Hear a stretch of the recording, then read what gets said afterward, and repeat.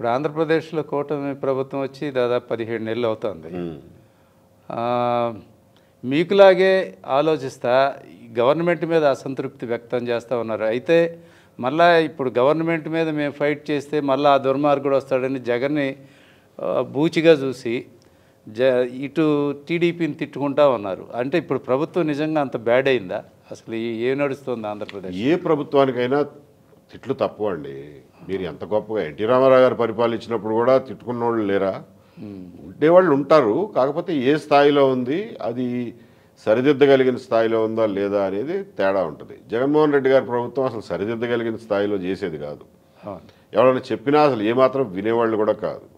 వీళ్ళు కొన్ని విషయాల్లో వింటున్నారు, కొన్ని విషయాల్లో వింటలేదు. కొన్ని విషయాల్లో ఆల్మోస్ట్ జగన్మోహన్ రెడ్డి గారి ప్రభుత్వంలానే నడుస్తుంది. సో కాబట్టి it's a mixed bag. So అసలు అంత షార్ట్ పీరియడ్లో అంత అసంతృప్తి ఎందుకు వస్తుంది టీడీపీ గవర్నమెంట్ మీద, కూటమి గవర్నమెంట్ మీద?